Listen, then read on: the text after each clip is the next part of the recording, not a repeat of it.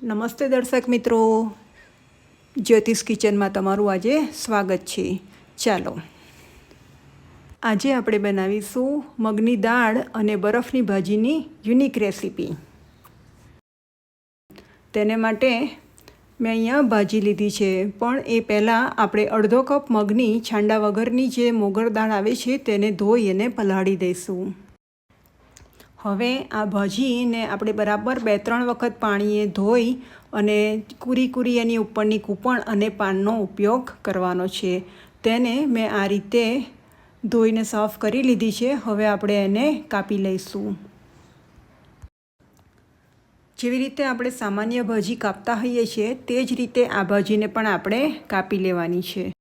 જુઓ, આ ભાજી ખરેખર વિટામિન્સ અને મિનરલ્સથી ભરપૂર છે।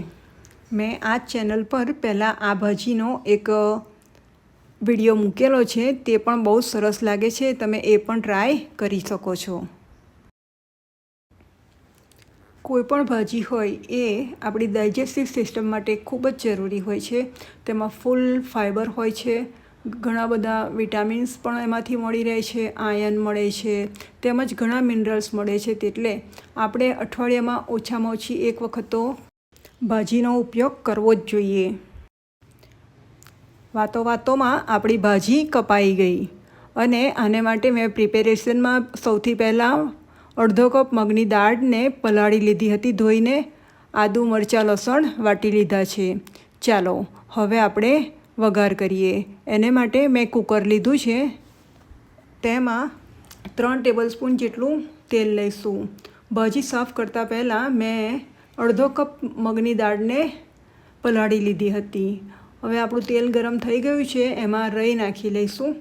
રાઈ તતડે એટલે એમાં હિંગ લઈશું। મેં લગભગ 3 મરચાં અને 1 ઇંચ જેટલો આદુનો ટુકડો અને 8-10 લસણની કળી વાટી લીધી છે। આદુ મરચાંને થોડું સાંતળી લઈશું। પછી એમાં જે પલાળીને રાખી છે આપણી દાળ તે લઈ લઈશું, તેમજ હળદર અને મીઠું નાખી લઈશું।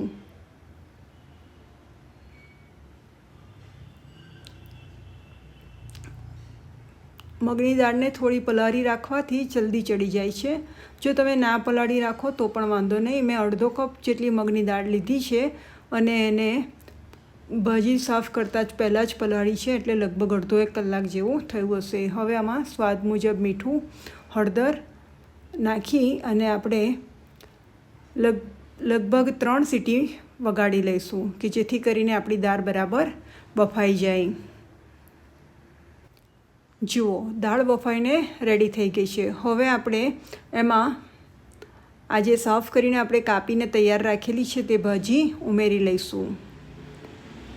બધી ભાજી આપણે ધીરે ધીરે ઉમેરી લઈશું। કુકર ભરાઈ ગયું છે, પણ હમણાં હલાવતા થોડું ઓછું થઈ જશે, એ ભાજી બેસી જશે। હવે આપણે એને બરાબર મિક્સ કરી લઈશું અને હવે એમાં આપણે મસાલો પણ કરી લઈશું। થોડુંક પાણી રેડીશું કે જેથી કરીને આપણી ભાજી કાચી છે અને ચડવવાની છે, અને મરચું નાખીશું। મીઠું અને હળદર આપણે દાળમાં નાખેલી જ છે। વઘાર વખતે આપણે આદુ લસણ મરચાંની પેસ્ટ નાખેલી છે, પણ આ વખતે જરા ટેસ્ટ કરી લેવાનો, જો મીઠું ઓછું લાગે તો નાખી લેવાનું। મેં અહીંયા 1 ચમચી જેટલું લાલ મરચું પણ નાખ્યું છે। હવે આપણે એક જ સીટી મારીશું, કારણ કે ભાજી છે અને દાળ તો આપણી બફાયેલી જ છે, એટલે તરત જ તૈયાર થઈ જશે। જુઓ, 1 સીટી વાગી ગઈ છે, આપણી ભાજી તૈયાર થઈ ગઈ છે। હવે આપણે જોઈ લઈશું। જુઓ, આપણી ભાજી ગરમ ગરમ જ છે।